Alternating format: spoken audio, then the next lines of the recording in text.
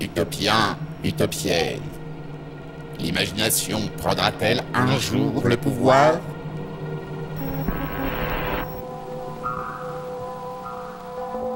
À des centaines d'années-lumière de notre galaxie, nos valeureux Golgoths ont enfin identifié une planète dotée d'or noir, la Terre.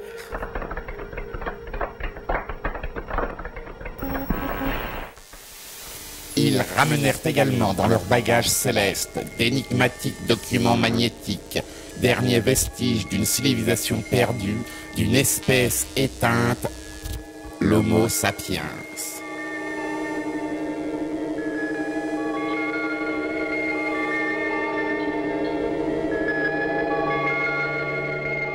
Puisse ce film nous inspirer à contrario de leurs funestes errements.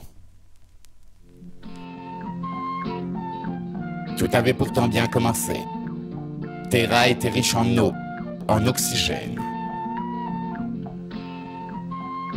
L'homme ne faisait qu'un avec sa mère, la Terre. Il passait le reste de son temps à développer art, sensualité et déconnade. Leurs sexualités épanouies les prémunissaient de la folie, des conflits, du crabe et autres affections purulentes.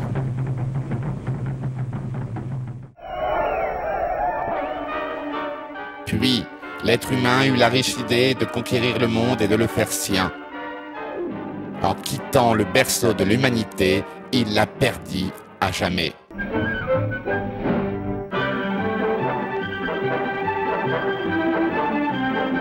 Dégradant l'être pour avoir, aliénant le sensible au matériel, l'Homo sapiens s'évapora en Homo economicus. À la vitesse du progrès, cette triste autoroute en queue de poison. Il commença alors à rêver en béton, en plastique, en formica, vomissant son intelligence à rendre désirables des choses mortes. Ce béotien s'ébauissait d'un rien, du moment que ce rien était un bien bien emballé. À privilégier la forme sur le fond, ils le touchèrent, indubitablement, inérexablement, incommensurablement.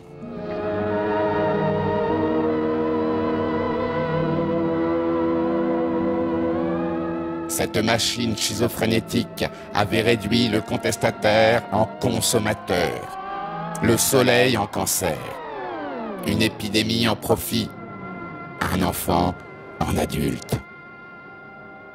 Mais la machine avait bon dos, tous coupables, fashion victime, imbécile heureux, centré sur son soi, un monde en sursoi, en sursis.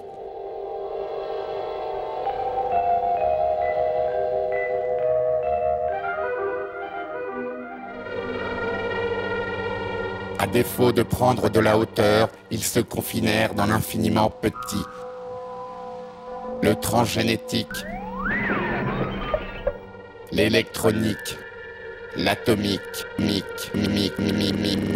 un monde devenu nucléaire, où ils erraient, tels des bateaux ivres de cholestérol, se curant les dents avec le tibia de leurs enfants.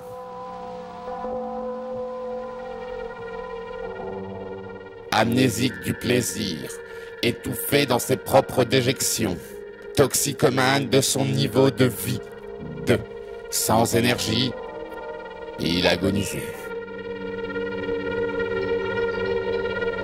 À oublier que son cœur était sa raison, et la terre son paradis, le ciel lui tomba sur la tête, entraînant dans son sillage la plupart des espèces végétales et animales.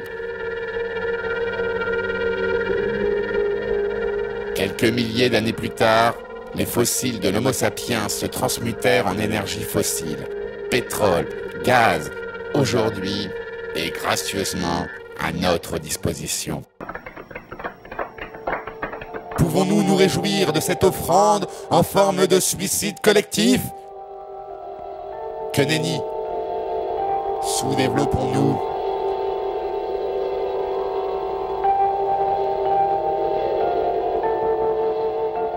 Décroissons, caressons le spleen, l'idéal, la clé du chant. À la quête du sens, nos sens, notre essence. Faisons de l'autre, cet autre moi-même, l'espace de notre jeu.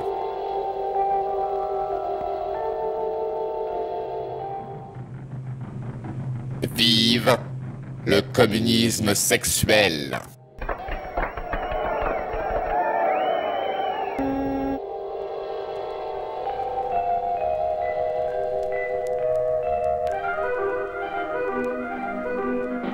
Un film écrit par Guillaume Le Gouil. Monté par Thomas Courcelles-Boterel. Mixé par Thomas Courcelles-Boterel.